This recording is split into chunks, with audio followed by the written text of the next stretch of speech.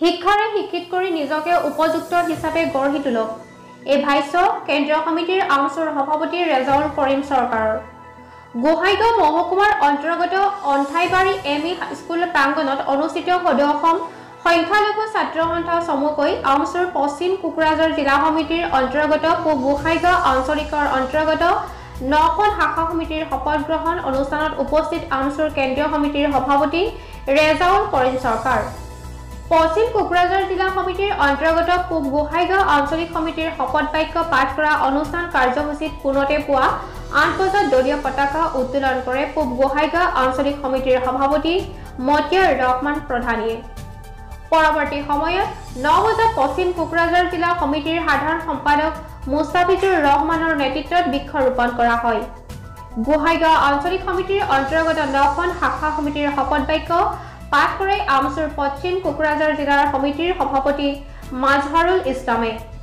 পূব গোহাইগাঁও আঞ্চলিক সমিতিৰ সভাপতি মতিয়াৰ ৰহমান প্ৰধানীৰ সভাপতিত্বত কৰা সভাত আমচুৰ সভাপতি ৰেজাউল কৰিম চৰকাৰে নিৰ্বাচন সন্দৰ্ভত কয় যে বিটিচি ৰাইজে একাপ চাহ আৰু 500 টকাৰ বিনিময়ত নিজৰ ভোটাধিকাৰ সাব্যস্ত নকৰিব, আৱেগিক নহৈ নিজৰ বিবেক বিবেচনাৰে উপযুক্ত প্ৰাৰ্থীক ভোটদান কৰিব আৰু তেওঁ কয় যে এতিয়া নিৰ্বাচন আহিছে, এতিয়া লাফিকুল ইছলামৰ কথা সকলোৰে মনত পৰিছে।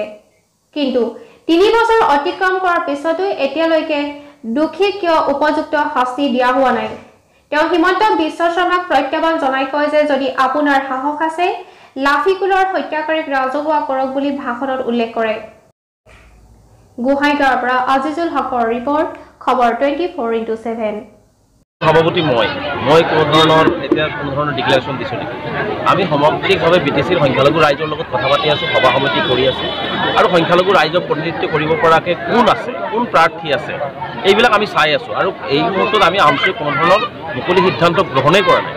তেনে ক্ষেত্ৰত হয়তো কোনোবাই যদি কিবা কৈছে এইটো তেওঁলোকৰ ব্যক্তিগত বিষয়, কিন্তু আমচুৱে সেইটো সম্বন্ধে এতিয়ালৈকে জ্ঞাত হোৱা নাই। গতিকে আমচুৱে নিশ্চিতভাৱে এটা দিন যাব দিয়ক, নিশ্চিতভাৱে বিটিচিবাসী সংখ্যালঘু ৰাইজৰ উন্নয়নৰ স্বাৰ্থত, সংখ্যালঘু ৰাইজৰ আগবঢ়াই লৈ যোৱাৰ স্বাৰ্থত আমচুৱে এটা সঠিক সিদ্ধান্ত গ্ৰহণ কৰিব। আৰু বিশেষকৈ যিবিলাক অপেন চিট আছে বা যিবিলাক মানে চিটত সংখ্যালঘু সমাজৰ পৰা প্ৰতিনিধিত্ব কৰিছে, তাৰ পৰাও কেনেকৈ আমি উপযুক্ত প্ৰাৰ্থী সংখ্যালঘু সমাজে ঐক্যবদ্ধভাৱে এইবাৰ নিৰ্বাচন কৰিব পৰা যায়, এই ক্ষেত্ৰতো আমচুৱে চিন্তা চৰ্চা অব্যাহত ৰাখিছে। আৰু পৰৱৰ্তী পৰ্যায়ত সংখ্যালঘু ৰাইজৰ লগত আলাপ আলোচনা কৰি হয়তো 2 দিনৰ ভিতৰতে সংখ্যালঘু ৰাইজক আমাৰ যি সাংগঠনিক মেছেজ সেইটো আমি দিম। আমাৰ কিছু কুচকাৱাজ চলিছেই। আমি প্ৰায় 6টা সমষ্টিত আমি আমাৰ সংখ্যালঘু সমাজৰ পৰা প্ৰতিনিধিত্ব কৰিব পৰাকৈ কোন ব্যক্তি এইবাৰ তাতে যাব পাৰিব। তেনে ক্ষেত্ৰত আমি ৰাইজৰ লগত যোৱাকালিও আমি বাক্সাত গৈছোঁ, আজি কোকৰাঝাৰত আহিছোঁ, আজি আমি কাইলৈ ওদালগুৰিত যাম। গতিকে আমি এই কথাবিলাক আলাপ আলোচনা কৰি আছোঁ যে কোনজন প্ৰাৰ্থীয়ে আচলতে সংখ্যালঘু ৰাইজক প্ৰতিনিধিত্ব কৰিব পাৰিব, সংখ্যালঘু সমাজৰ বিপদ আপদৰ সময়ত থিয় দিছে।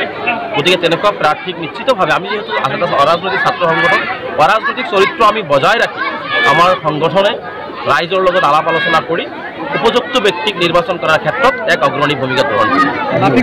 সমাজ আমি একত্ৰিতভাৱে আমাৰ যিখিনি অধিকাৰ আছে, এই অধিকাৰখিনিৰ কাৰণে আমি যুঁজ দিব লাগিব।